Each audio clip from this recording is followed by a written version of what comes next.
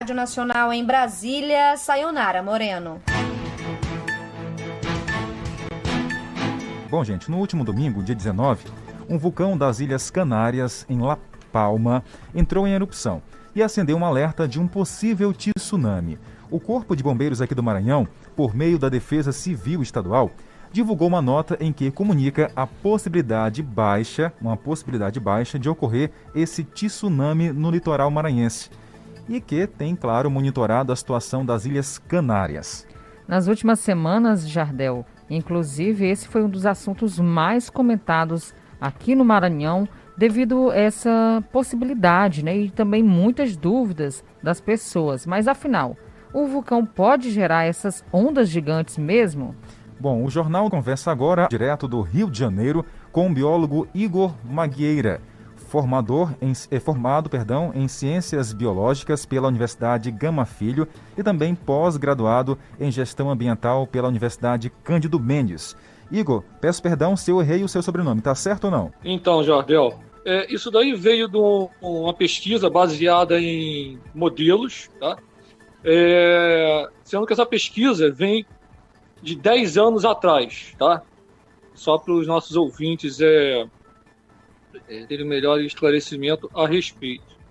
E o que acontece?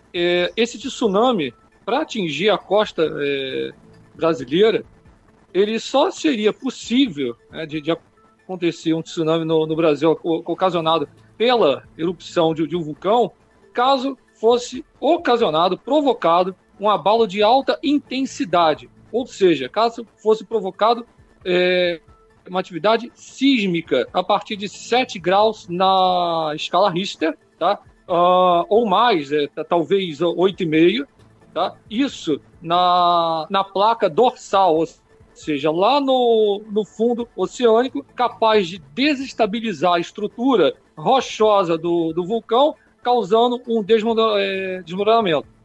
Sendo que aí sim essa queda ia gerar esse movimento, né, dessas massas de água, criando ondas altíssimas para atingir a costa do Atlântico.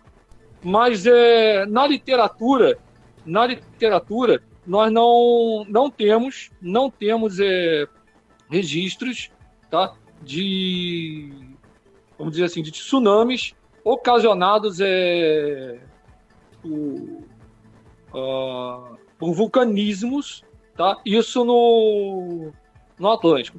Por quê? Primeiro é que os tsunamis provocados por deslizamentos, né, de terras, esse deslizamento de terra ou colapso de montanhas, eles sempre mostraram tendência na literatura, em artigos científicos, para terem um raio de ação muito mais curto do que os provocados por atividade sísmica, né? Então, a haver um grande tsunami no Atlântico, ele vai ser gerado justamente por atividade sísmica, provavelmente de magnitude de 7, 8 ou 8,5 na escala Richter, ou superior. Se for superior a isso, realmente é uma catástrofe. Mas não é isso que está ocorrendo. Esse vulcão tem a característica bem definida de ter uma porcentagem muito baixa de características explosivas, né? Eu tenho visto muita gente descartar, colocar ele como sendo de também ter características explosivas quando teve o lançamento, né, desses tipos de lava, como lava refundida, lavas em bloco, também a gente pode citar pedacinhos de lava solidificada, e por aí vai. Essa classificação que colocaram, né, a respeito dos vulcões, isso é uma característica vulgar, né, ainda mais por ele se tratar de um estratovulcão, tá? Ele é um estratovulcão, ou seja, chamado de vulcão compósito, né? Compósito, eu lembrei o termo. A atividade vulcânica, ela é classificada basicamente como efusiva e explosiva. Então isso às vezes é perigoso, Jardel, porque às vezes o vulcão ele tem a característica, ou seja, para o nosso público entender, ele pode ter 80% de efusivo, mas ele tem uma pequena porcentagem de explosivo, ou seja, ele teve nessa atividade uma piroclastia. O que é isso? Aquelas bombas, aquelas rochas incandescentes sendo lançadas junto com a lava através de ductos secundários.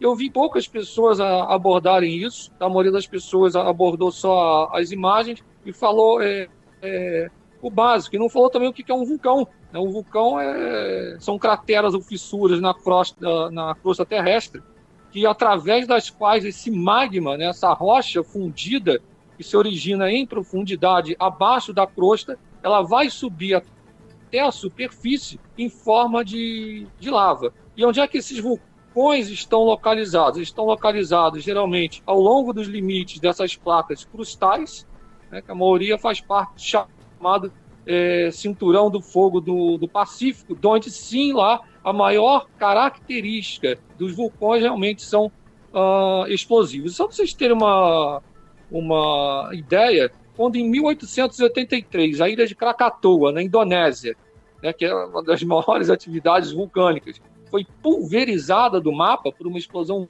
vulcânica, né, como um dos fenômenos mais ruidosos da história recente do planeta, foi ouvido a mais ou menos quase 5.000 quilômetros de distância, gerou, aliás, um mega tsunami que varreu as ilhas circundantes. Ou seja, não teve, a história é bem descrita, não teve potencial para atingir quilômetros e quilômetros de distância, né? E isso o Jardel, é fato consumado, porque o que é um tsunami? O tsunami são essas ondas gigantescas, essas ondas oceânicas provocadas geralmente por terremotos submarinos, né? Um problema que ocorre com deslocamento de grande energia, tá? Nas placas no fundo oceânico, tá? E desviam uma volumosa área de assoalho marítimo para cima ou para baixo. Aí isso vai deslocando milhões de toneladas cúbicas de água. O que acontece? Como é impelido pelo deslocamento, a água se concentra numa grande destrutiva onda ao chegar às águas litorâneas rasas. Tá certo, deu para entender sim. Então, professor, muito obrigado mais uma vez pela disponibilidade e um bom trabalho por aí. Eu que agradeço. Bom, por hoje é só. Mais informações, acesse o portal guanaré.com.br. Tchau, tchau. Tchau, pessoal. Até a meia-noite no Jornal da Meia-Noite. Acabamos de apresentar Jornal da Meia-Noite, uma produção do Departamento de Jornalismo do Sistema Guanaré de Comunicação. Jornal da Meia-Noite. Jornal da Meia-Noite.